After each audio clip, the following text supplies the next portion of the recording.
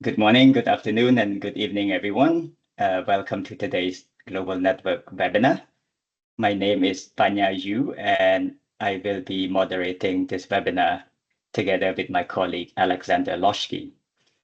Today, we are happy to welcome my colleagues, Yongyi Min, Heather Page, and Daniel Eschetti from the UN Statistics Division, UNSD. In this webinar, my three colleagues and I will present on the topic of 10 years of SDG progress, insights from the Sustainable Development Goals Report 2025. The Sustainable Development Goals Report 2025 marks the 10th annual stocktaking of global progress towards the 2030 Agenda for Sustainable Development. With the 2030 deadline only 5 years away, the report delivers a stark assessment. The Sustainable Development Goals have improved millions of lives, but the current pace of change is insufficient to fully achieve all the goals by 2030. The report reveals real and substantial development gains during the past decade, yet progress has been fragile and unequal. Escalating conflicts, climate chaos, rising inequalities, and soaring debt servicing costs are holding back further advancements. This webinar will touch on how the report is produced, key findings from the latest data and evidence, and priorities for accelerating progress. The presentation will also provide an overview of related SDG report products developed by the UN Statistics Division and partners. So let me now introduce our speakers. Yongyi Min is Chief of SDG Monitoring Section at UNSD. She manages and contributes to the work of the development and implementation of the global SDG indicator framework and supports the work of the interagency and expert groups on SDG indicators. She is the lead author of the annual the Sustainable Development Goal Report and manages other SDG monitoring outputs at the global level. Yongyi holds a PhD degree in statistics from the University of Florida. Heather Page, who will join us later in this session, is a statistician with the SDG monitoring section. Previously, she was an environmental affairs officer with the Sustainable Development Natural Resources section of the Economic Commission for Latin America and the Caribbean. She has a dual master's from the American University in International Affairs and Sustainable Development Natural Resources.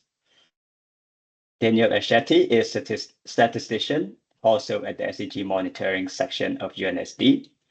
He has collaborated with national statistical offices and international partners on methodology and capacity development projects in trade statistics, development indicators, IT infrastructure, data innovation, and the SDGs. Daniel previously worked at the UN Department of Field Support, the UN Economic Commission for Africa, and the private sector. He holds a Bachelor of Science in Statistics and Computer Science and a postgraduate diploma in Computer Science from Addis Ababa University and Hilco in Ethiopia. And finally, my name is Panya Yu. I am an associate statistician at UNSD's SDG monitoring section. Before this role, I served at the Economic Commission for Africa in Addis Ababa. And prior to the UN, I spent about a decade in the private sector, mostly in banking and telecoms. I have a master's degree from the University of Michigan and a bachelor's of economics from the Singapore Management University. Before we proceed, just a few housekeeping reminders. This event will last for an hour. Our speaker will present for 35 minutes or so, and we will then open up the floor for a Q&A session following the presentation. Throughout the whole presentation, please do feel free to write your comments and questions into the chat box at any time. And during the Q&A session at the end, you are encouraged to ask your questions directly by using the raise hands function. Or if you wish, we could also read out the questions on your behalf. As usual, this Global Network webinar is being recorded and will be made available on LinkedIn. We invite you to continue the discussion there after this event. And with that, let me turn over the floor now to our first presenter. Yongyi, the floor is yours. Thank you very much, Panya. Just let me share my screen. So as Apanya mentioned, today my colleagues and I will present the SDG report 2025.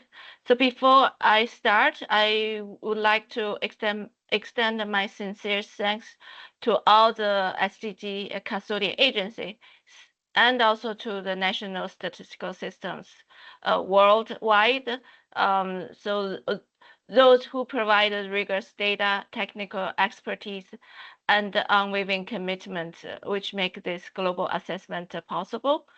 So in today's presentation, my colleague and I will focus on a few issues.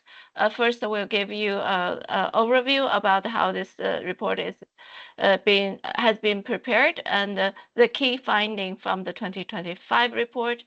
And Panya will give you an overview of the progress assessment has been conducted, and then Daniel presented the other SDG Global Report products. And at the end, we give you a glimpse of the SDG gender snapshot that joint produced with UN Women. If chance allowed, that the UN Women may have another webinar present the whole the gender snapshot in details. First, let me start with maybe just a little bit background how we produced this report. So the report is based on the SDG Global Indicator Framework. This indicator framework is assessed at the global level, uses this in the global SDG indicators developed by the interagency and expert group on the SDG indicators. This set of indicators was adopted by the General Assembly in July 2017, and it also went through 2 round comprehensive reviews. So the current indicator framework contains 231 unique indicators addressing each and every one of the goals and targets of the 2030 agenda. So the total number of indicators is 251, with a few indicators which we call multipurpose indicators. The follow-up and review process of the 2030 agenda is informed by this annual SDG progress report and is a very important input to the high-level political forum and at the SDG summit. The annual high-level political forum is the main platform for the review and follow-up of the 2030 agenda for sustainable development and the goals. So the report provides an overview of the progress and challenging achieving the SDGs. And UN Statistical Division coordinates with more than 50 international and regional organizations for the global SDG reporting. A quick overview, as I mentioned, this report is like collective effort of the global statistic communities. So the data flow for the global reporting is stemmed from national statistical system.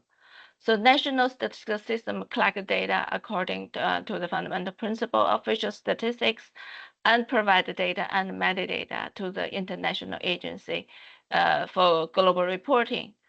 And the international agency, which we call custodian agency, provide internationally comparable data in the different statistical domains. And then they calculate the global and regional aggregates and provide the country, regional, and global data, and also accompany metadata to the UN Statistical Division for the global monitoring. And then USDs make the available data and comparable data available on our global indicator database. So this is how data flows from countries and to the global indicator for the SDG reporting. So let me also share, this is a timeline and the process, how we prepare the annual report.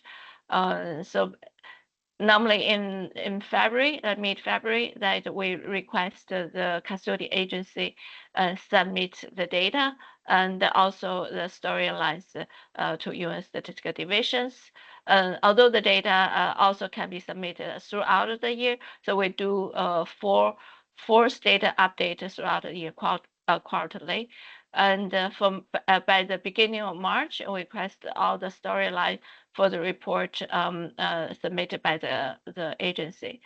And so first, we will prepare the Secretary General's report, which we call parliamentary report, which is due in April. And from end of April, May and June, we start preparation of the global SDG report and the progress chart. And we normally launch the SDG report at or slightly before the high-level political forum. So this is the process cycles. So let me quickly go over the SDG report 2025. So I just want to emphasize the Sustainable Development Goals report is the only official report that monitor global progress of the 2030 agenda. The only UN official report. So as Pania mentioned, the year 2025 marks 10 years since the adoption of the 2030 agenda. This is our 10th edition of the SDG report. It's prepared by UNDESA. It draws on the latest data to assess performance across all 17 goals, identifying where advanced have been made, such as access to essential services, the health outcome and social protection, and where progress is stalled and reversing, especially in areas like hunger, education, quality, gender equality, and climate actions. So with only 5 years remaining, the reports call for urgent transformative action to address accelerating risks and systematic shortfalls underpinned by multilateral cooperation and strengthened data system. So here I give you an overview of the progress made by far. So as we have heard today, the hard truth is the progress on the SDGs is far too slow and in some cases reversing. We know that the SDG have helped improve millions of lives over the past decade, but we are still far off track to meet all the goals by 2030. On the SDG target with the trend data can be accessed, only 35% are on track or show moderate progress. Nearly half of the target are moving too slowly or making only marginal progress, while 18% have regressed. So this paints a very clear picture that we need urgent and coordinated action to get the SDG on course. So let me show some like a positive progress. So we have witnessed a great achievement that demonstrates what is possible when the international community acts with purpose and solidarity. So here a few highlights what's working well. For the first time, over half of the world's population receives at least one form of social protection benefit. So new HIV infections have declined by almost 40% since 2010. Maternal and child mortality has declined significantly. 54 countries had eliminated at least one and neglected tropical disease. Malaria prevention effort have averted 2.2 billion cases and saved 12.7 million lives since 2000. And since 2015, 110 million more children and youth have entered school, with completion rates rising at all levels, and the gender gaps in education continued to narrow. So in the past 5 years, in terms of gender equality, 99 positive legal reforms to remove discriminatory laws and establish gender equality frameworks. Access to infrastructure has expanded significantly. So by 2023, 92% of the world's population had access to electricity, and internet use had grown to 68% in 2024 from 40% in 2015, connecting millions more to opportunities for education, work, and participation. So in biodiversity conservations, thousands of local successes have helped double the protection of key ecosystems critical to our plant health. They validate the fundamental promise of 2030 agenda that sustainable development is achievable when we combine evidence-based policy with sustained political commitment and investment. However, intensifying and interconnected global challenges continue to endanger the SDGs.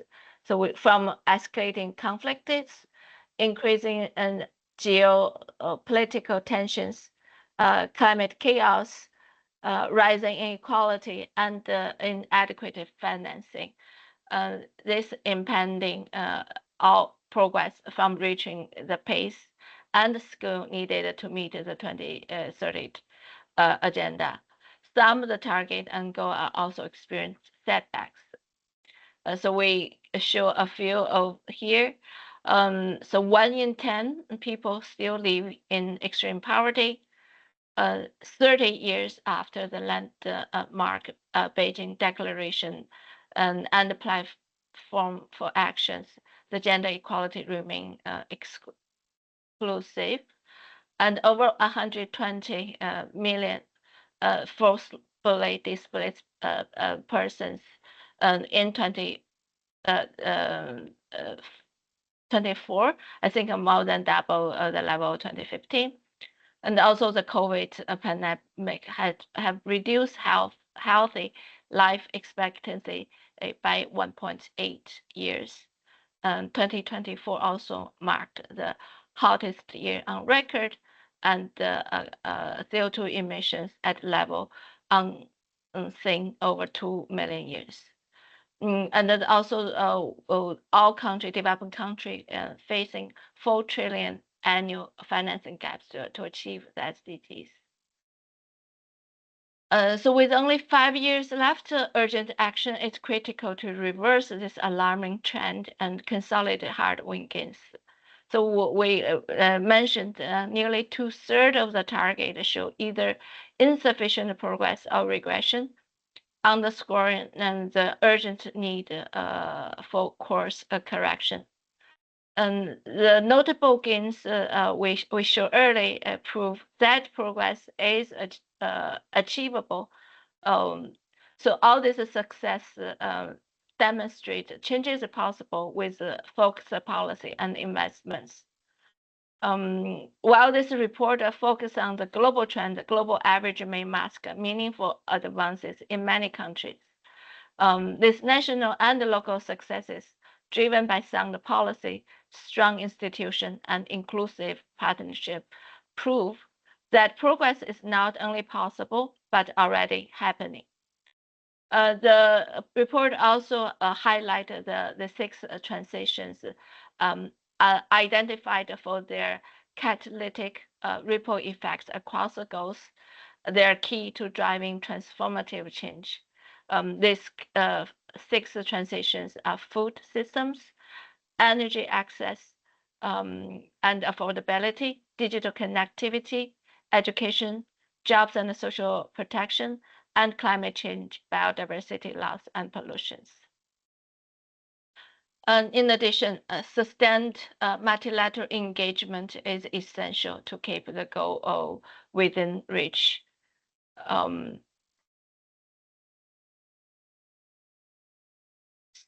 I also want to mention that this year's we also have a critical multilateral engagement platform to advance a collective effort on 2030 agenda. All this conference happened this year's and make country recommit on different areas for the accelerated progress. So let me give, this is my last slide before I pass it to my colleague Pania. In addition to the report and for the annual report, we also have a section called data story. So this section focuses on the data and the statistic, which is essential infrastructure for development. So look at the data part. The data demand is growing, but the funding for data is very fragile and is declining. 70% of the data aid come from just 9 donors. This is a major vulnerabilities, given that some of the major donors reduce or withdraw their funding for data. We also focus on this suspension of the demographic and health survey, which really have a huge disruptive effect on the SDG data, particular for health, gender, and poverty. Just give you examples. The DHS has been utilized to varying degrees for reporting of 39 of the SDG indicators since 2015. And for goal 3, is most affected. Among them, 11 indicators draw from DHS data in certain degrees, followed by the goal 5 gender equalities, and also on goal 2 on nutrition. And this basically have a severe significant effect on monitor and analyze the SDG progress moving forward. Low-income country heavily relies on external support for survey and gender data. And many NSO lack capacity to coordinate beyond the government partners. We did also survey 70% surveyed country indicated they have funding cut for statistics. So the report urging governments and partners to implement the Made-in Framework for Action, which is a roadmap adopted at the 2024 UN World Data Forum to strengthen data system essential for responsive policy making. So let me stop here and also maybe invite my colleague Pania to give you an assessment to look at the progress assessment methodologies. Over to you, Pania. Thank you so much, Young-Yi, for giving us an overview of the key findings of the report. I'll spend the next 5 minutes or so briefing you on the progress assessment that we now include as part of the main report. This is an innovation that we introduced last year and that we will continue basically for the main report. So the measure that we choose to use for our progress assessment at the global level is Trend to Target. And basically that answers the question, how likely are we to meet the SDG targets by 2030 if the current trend continue? And we look at data for all 169 targets of the Sustainable Development Goals, and we assign a trend to each one of those. So those trends are on track or target met, moderate progress, marginal progress, stagnation, and regression. And for those targets where no data exists, we also basically label it clearly in the report. Next slide, please. I will explain how we choose data series to include in the progress assessment. If you look at the figure on the right of the slide, this explains the information architecture of the global indicator framework of the SDG. The 2030 agenda itself has 17 goals, 169 targets, 234 unique indicators, and then those indicators are further divided into about 500 data series. And then each data series are further disaggregated into different disaggregation dimensions, and those dimensions have separate categories. By the time you get to the end of that, sorry, just going back, by the time you get to the end of that, there are about 3,000 statistical variables available in our database. So we have to decide which of those data to include. And we use the three selection criteria that is shown to the left of the slide. First, we only include data series that best represent the reference population. Second, we look at those data series with wordings that are closest to that of the SDG targets, knowing that the SDG targets were a political document that was adopted by the General Assembly. And third, we only include in our assessment those data series that are that enable us to compare the data over time. So in a lot of cases, we have population weighted data that basically we choose to use in the assessment instead of absolute numbers. Next slide, please.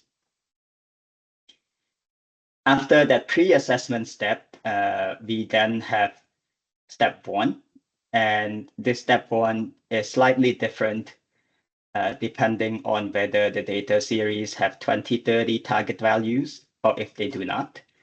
For those data series with specific 2030 target values, we calculate the compound annual growth rate between the baseline of 2025 and the latest year, for example, 2024.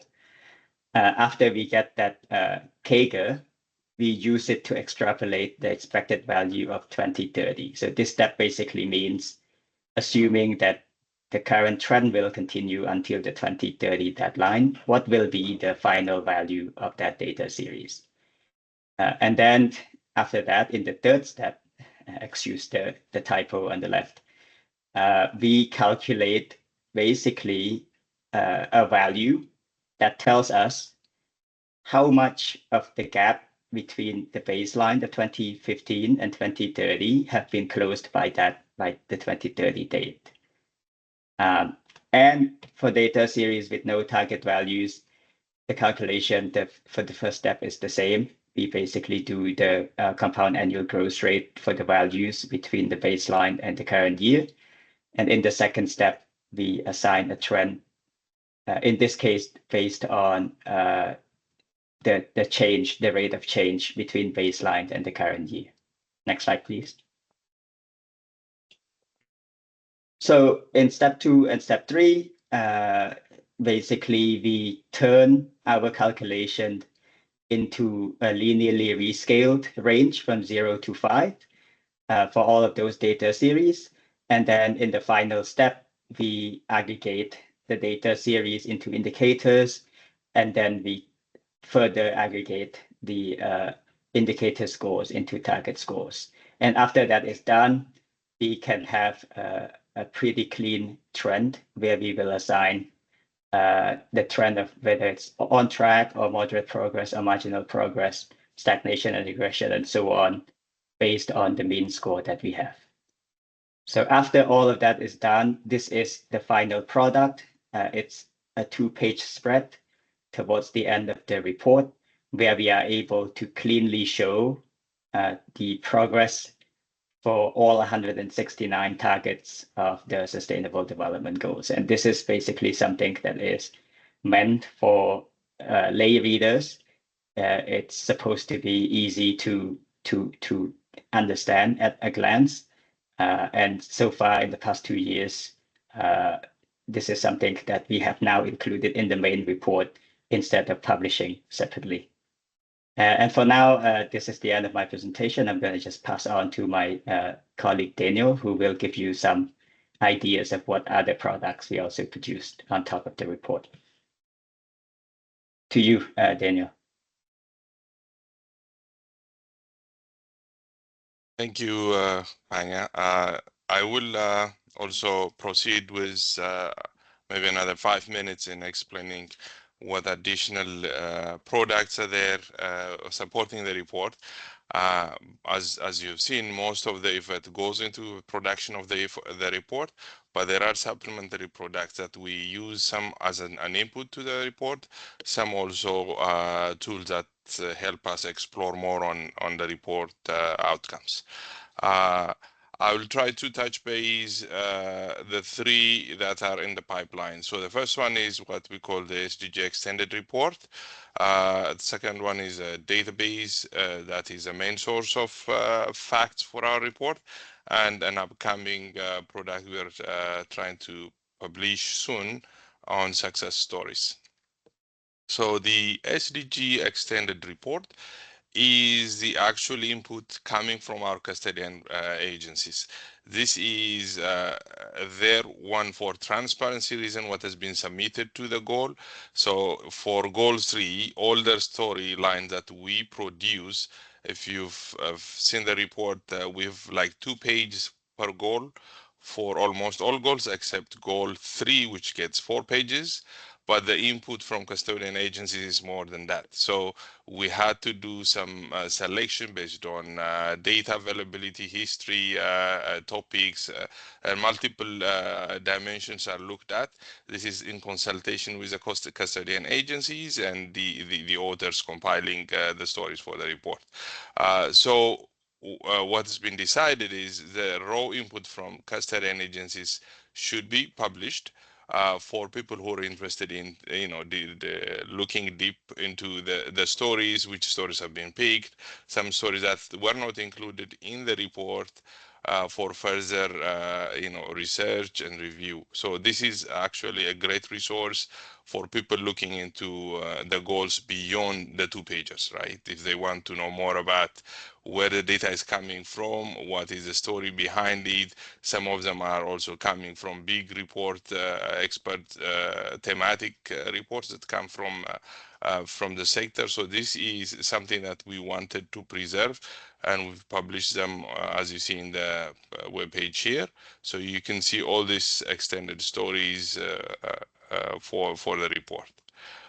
The second one, which is a main source for our report, is the SDG indicator database. This is more than a database, but the actual data that we use for the report comes from here. This is also submitted.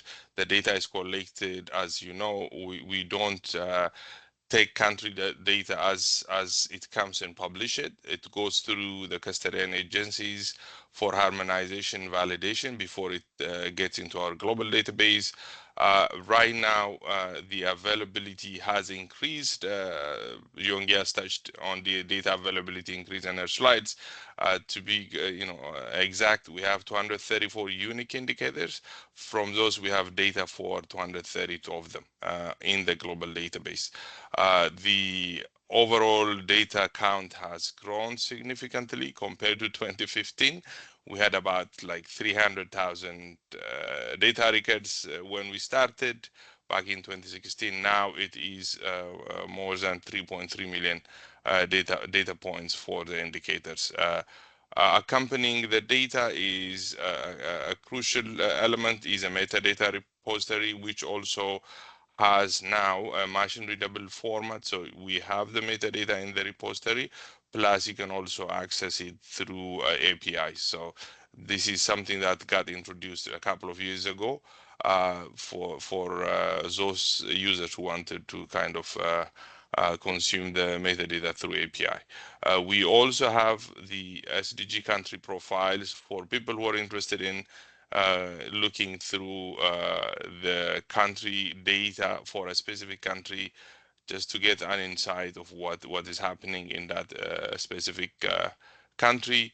We have these country profiles compiled for a set of indicators, not one-to-one, but for those which have enough data set to show trends and coverage. So that will give you a highlight of a country in a specific time span. There is also a new additions to it, which is called the SDG analytics part, where you could do a lot of comparison data availability, look up trends for a specific indicator or sub-indicator. These are things you can explore in the SDG database. I invite you to go through the link here to further dig deep into the database. There is more resource available there. The third component we have is something that we started this year, is to compile success stories. Now it is 10 years into the reporting period. We wanted to see the other side of the story, not only the facts and figures, but about the impacts. And this was, we had a call out for agencies to submit stories. We have received about 35 SDG success stories covering all goals except goals 2 and 15. We are planning to follow up on that.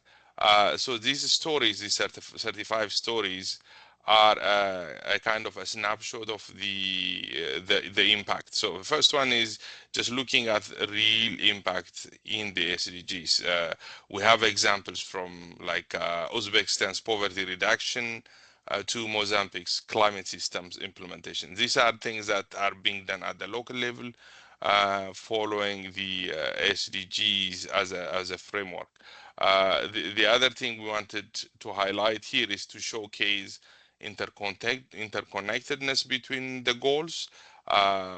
So if you look into, for example, here it's just a slide, it's goal 4 and 17 are tied. So the effort in goal 4 in digital skills improvement has also an additional impact in goal 17.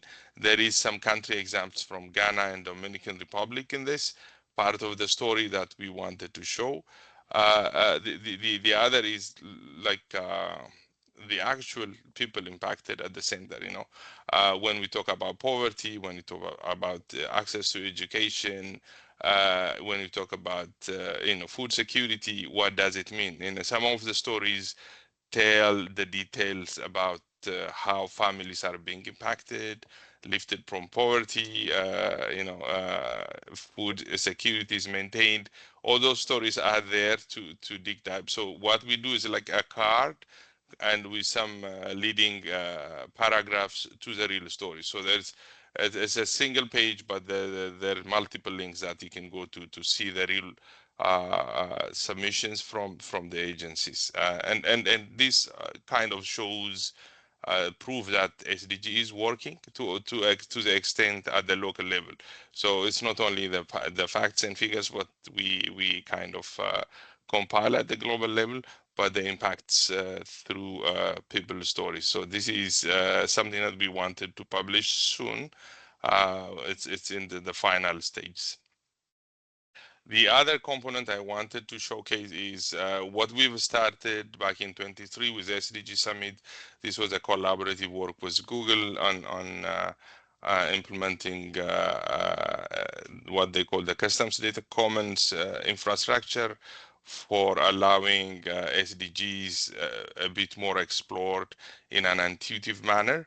This is more of an exploratory tool, but it integrates data stories from our report. We have also some improved navigation and tools to use. For this one, I will try to showcase a quick demo of the tool, so it's better to see it live. Okay, the links are provided in the chat. So this is the UN Data Commons. Apart from the SDG, there are additional things here, but I'll focus mainly on the SDG. So we have a dedicated SDGs page when you come to this, and then the usual data exploration by country areas.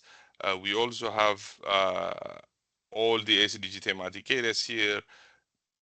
very visual, so you can click on one of them and look through.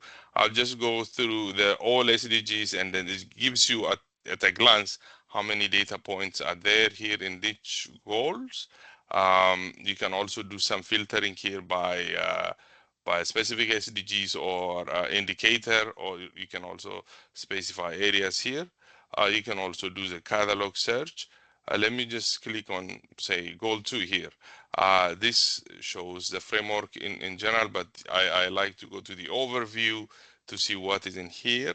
This is what I was meaning. So these are stories and highlights coming from the report, actually, the 2025 report. Some of the media assets are coming here. So all the stories we have in the report are captured here. So people can have a snippet of this. And if they are much more interested to see the details, they can go to the actual report here. We also have some infographics kind of highlighting the goal. That comes with the actually the indicator code here. For instance, this is 211. The stories under 211 plus the data sets along the line.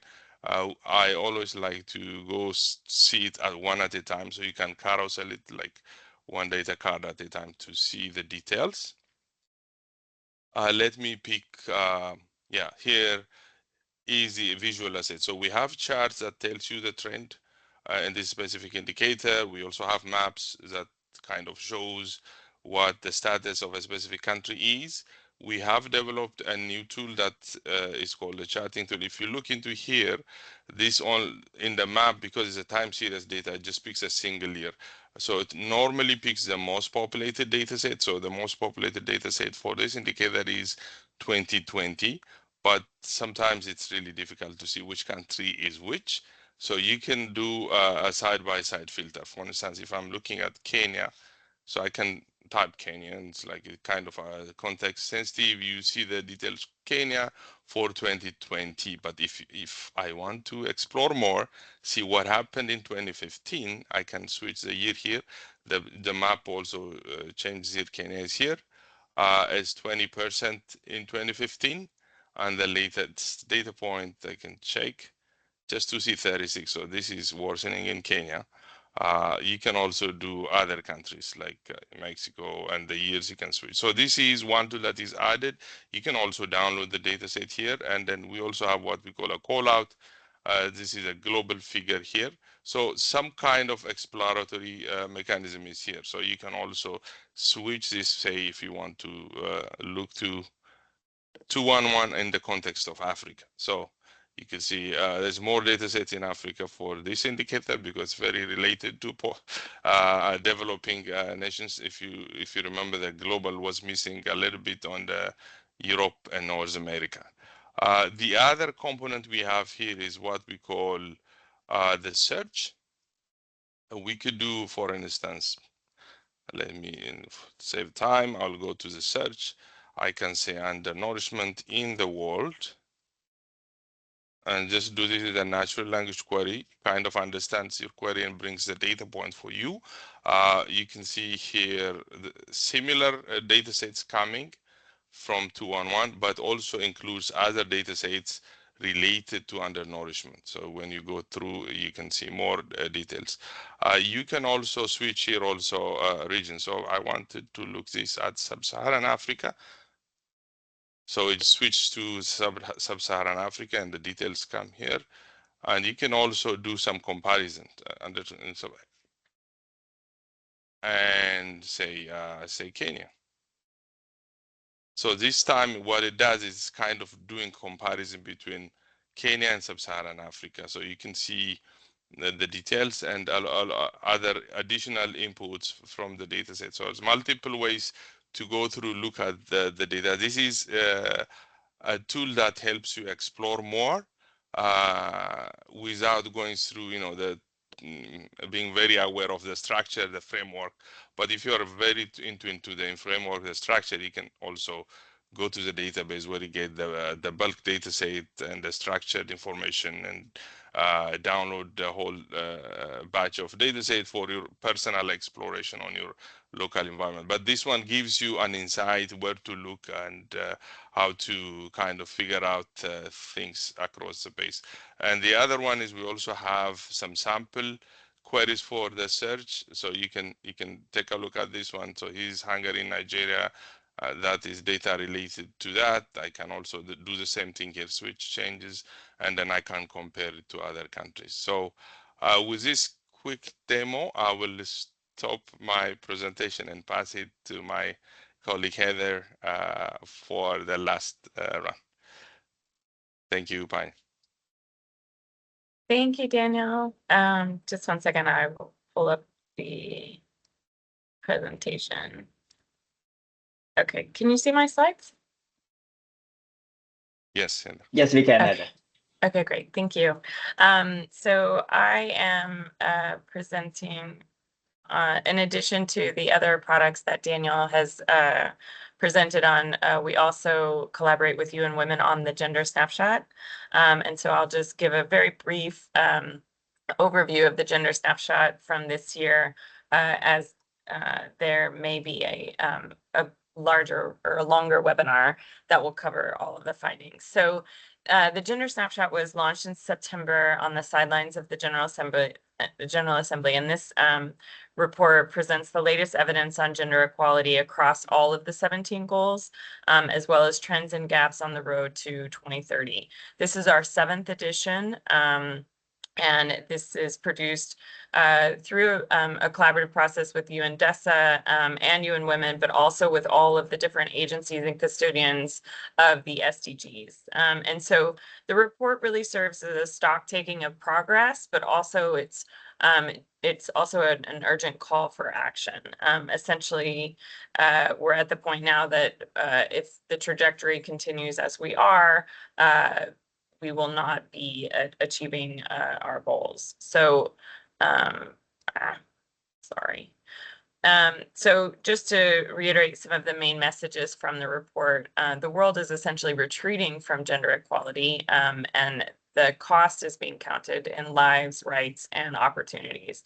So if current trends continue, the world will reach 2030 with 351 million women and girls still living in extreme poverty. And the SDGs, and in particular, SDG 5 will also be missed. And new technologies and global shocks are really risking compounding these existing inequalities. Climate change, for instance, could push as many as 158 million more women into poverty by 2050, and nearly half of those in sub-Saharan Africa. And kind of as Daniel was mentioning, we know that the SDGs can work with political will, and the 2030 agenda shows that what multilateralism can actually achieve. But today, we find that the foundation is weakening, and the systems built for gender equality are actually being hollowed out. So these negative trends are not inevitable, and they are political. They result from disinvestment, institutional erosion, and systems that are essentially defunding inequality. And this is a political choice that can actually be reversed. This doesn't have to be the end of the story. And investing in gender equality can generate a massive windfall in global GDP and can also lift millions of women from poverty. And essentially, we could drive generational gains with 1.5 trillion in GDP generated by 2030 and over 100 trillion cumulatively by 2050. So the report actually includes quite a bit of information on what could be gained and what are the projections for what that can look like. And we know that a different path is possible when governments are acting and systems are in place with women and girls at the heart, that progress is actually real. Progress that, for instance, girls are now more likely to complete school than ever before. Maternal mortality has declined by nearly 40%. And in just the last 5 years, 99 new or reformed laws across the world tore down discrimination and advanced women's rights. And so we also see that even in the last decade, women's leadership in climate negotiation has more than doubled from fewer than 1 in 10 seats in 2015 to nearly 1 in 4 in 2024, although, of course, we are still far from parity. And 30 years after the Beijing Platform for Action, which is the world's most progressive roadmap for gender equality, the Gender Snapshot and the Beijing +30 Action Agenda really issue a powerful call that women and girls really must stay at the center. And the report really provides a costed, data-backed roadmap for delivery across 6 priority areas with a clear call to center adolescent girls and young women across them all. And so, as I mentioned, the report also includes in detail 6 priority actions. The first one being ensuring women and girls can reap the economic benefits of the digital revolution and that they're not being left behind, where they're able to access new skills, opportunities, and services by bridging that digital gender gap and providing equal access to technology. The action 2 is addressing women's poverty by investing national budgets in social protection and high quality public services, including in women's health, girls' education, and care. Action 3 is adopting, implementing, and funding legislation to end violence against women and girls and developing comprehensive national action plans, including support and coordination with community-led organizations to extend the reach of services. And action 4, accelerating the achievement of women's full and equal decision-making power in private and public domains at all levels of government, including by applying special measures. Action 5 on peace and security, driving accountability for women, peace and security agenda, and gender responsive humanitarian action by adopting fully financed national action plans and funding local women's organizations leading responses to crises and conflicts. And then action 6, prioritizing women and girls' rights, including from rural and indigenous communities, and the transition to environmental and biodiversity sustainability by centering them in climate action and climate justice, ensuring they can develop new skills to gain green jobs and guaranteeing their access to productive assets and land rights. And so the last message of the report is that gender equality is not an ideology, and it really is a unifying force for peace, development, and human rights. And again, the book is not yet written, and we can really choose the path forward.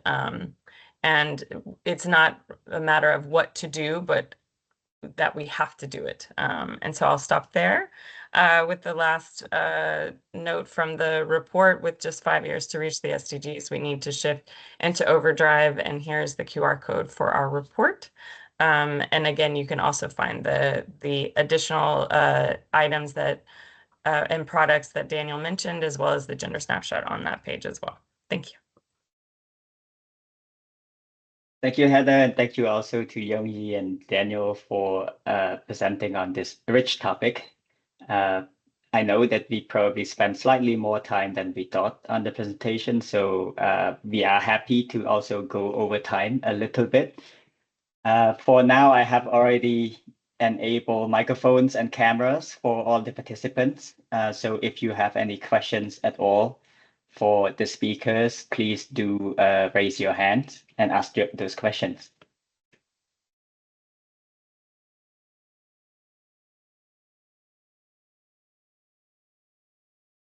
Any first question from the floor, please do raise your hand.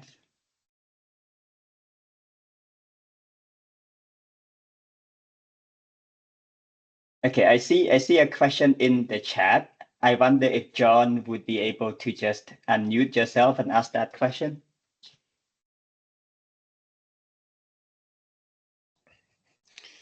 Thank you, everyone, and I appreciate the opportunity to hear progress on SDGs. This report is concerning, of course, for many reasons. I wanted to focus my questions around SDG data specifically.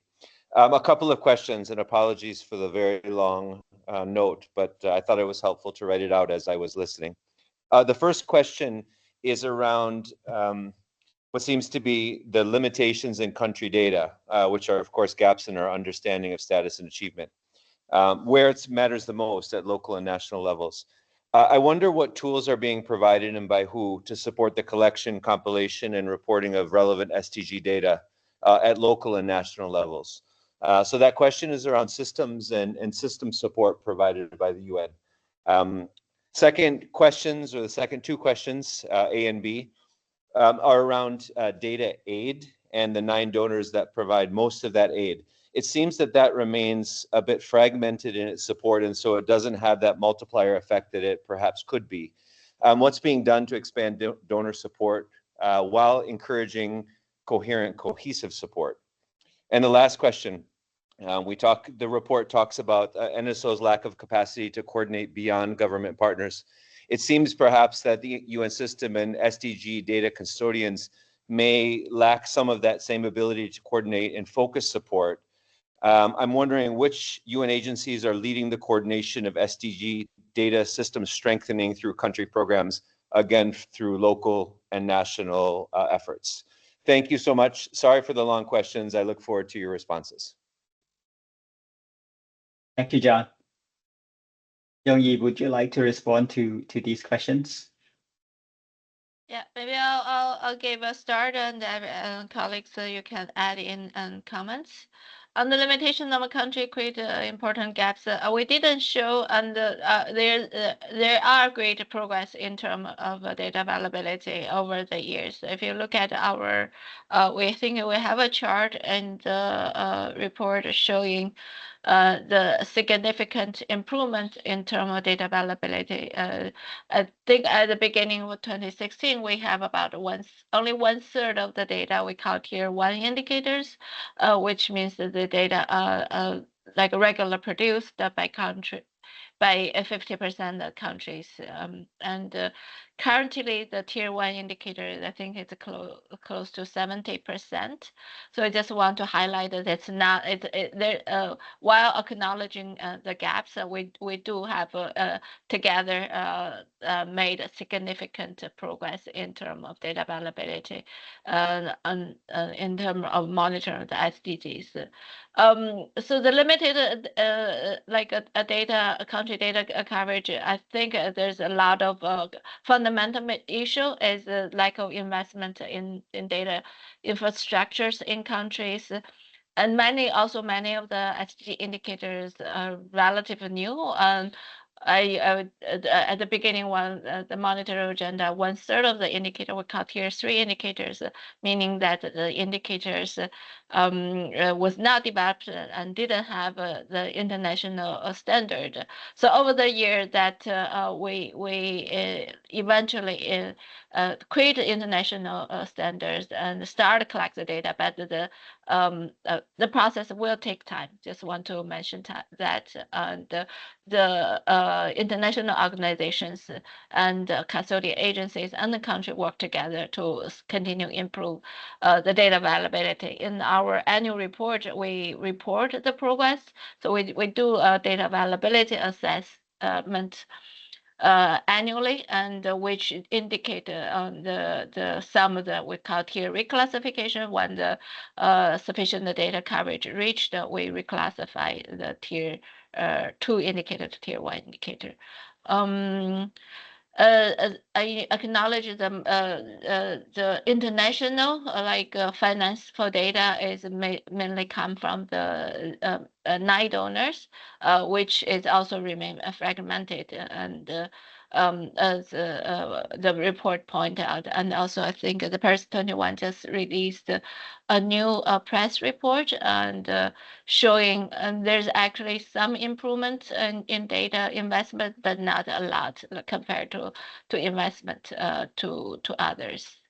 And at the global level, I think, expanding donor support at this environment is challenging, because financial support from donors is shrinking in all front, not only on data, but all front. The report mentioned a few, particular in health areas.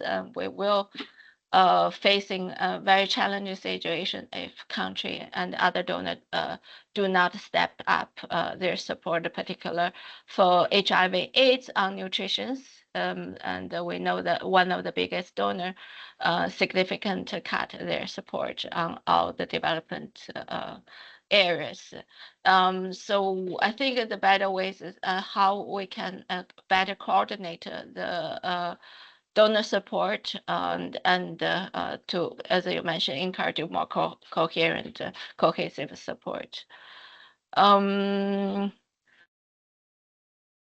At the country level, I think there's some initiative, like the UN had the UN country office, and in many of the UN country office, they try to work with the national government to set up a more cooperated support for countries. I think and also some new initiative that aiming and to have a more leverage all the support at the global, at the internal and external financial support. For example, the Power Data Initiative, some of the country launched aiming to have a more coordinated support. So maybe I will stop here. Maybe if any other colleagues want to add anything.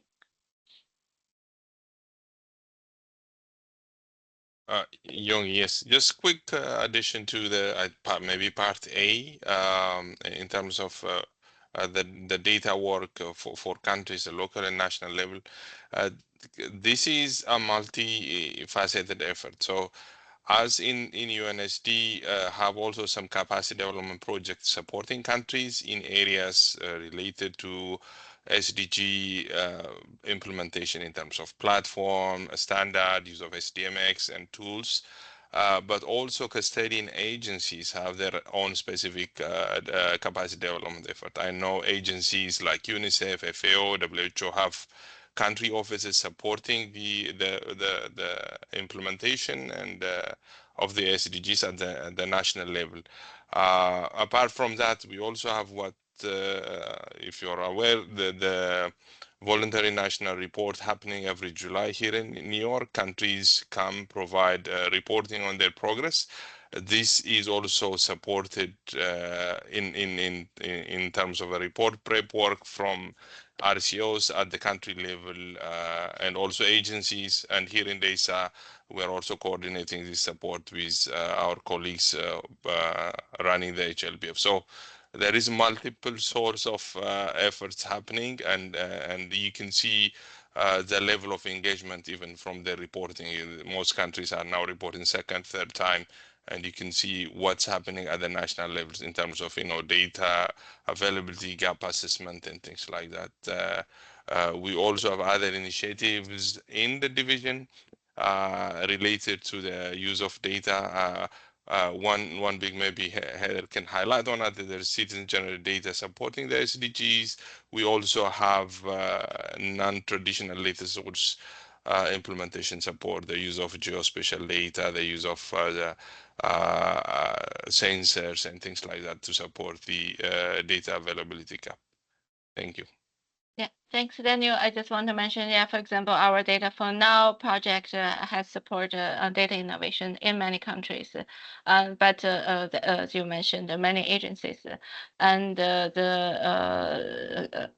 also additional like partners and try in different areas support the countries' data. Thanks, Young and Daniel. Let me take maybe another couple of questions before we end. So please do feel free to raise your hand or just unmute yourself and ask your question.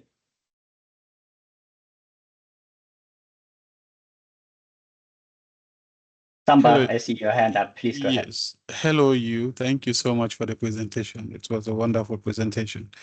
So just to add to the last question asked, so we are talking about who is leading the coordination, the UN coordination to strengthen the national SDG data system. That's one. I think you have answered that literally, but we want to know, how is this accountability being ensured? How do we ensure the accountability of this SDG data system that we have within the UN system? Over. Thanks, Samba. So for the Yoongi? UN, for the UN system, we have this called CCS UN. Let me look at the acronym. It's the chief. What's the CCS UN? Colleague have Coordination of Chief Statisticians. Okay. Yes. Thank you. There's two agencies. One is the coordination of the chief. This is the group that coordinate the capacity building among the UN system, and also at a different level, at the regional level, the regional commission, and also support the coordination at the region level. And basically, there's a different level of accountability at the global level, regional level, and also at the country level. I think at the country level, the UN country office play a leading role normally. Yoongi. Maybe one last question, and then we will end this webinar since we are running slightly over time. Anyone has a last question for our speakers? If not, Yoongi, maybe I take one question that is a bit forward-looking and from the registration link, and probably it's appropriate to conclude on this question. What monitoring framework is planned to be used after 2030? Can you say a few words about that? I mean, it's still a little bit too early to talk about the post-2030. Probably the discussion will happening in the coming years, I think 2 to 3 years before. But what we want to build on all the lessons learned from the SDG monitorings and also the rich data that we collected through the SDG monitorings. And the interagency and expert group on SDG indicator has established a task team for this purpose. So they want to leverage the lesson learned from SDG monitoring at a different level and to provide the input for the future SDG monitoring. I think before I stop here, I also want to add one more thing. For the progress assessment, we do not only use the like a calculation on the methodology provided. We also consult the custodial agency, and in addition to the mathematical calculation, they also provide expert opinions. For some the assessment, we will also change the evaluation based on the expert assessment opinions. I just want to add that. Thanks, Yoongi. I think on that question, the post-2030 agenda, I would echo what you said about now that the focus is actually still squarely on achieving the 2030 agenda in the next 5 years. And also there is now efforts to try to draw some lessons from the whole development and implementation of the 2030 agenda.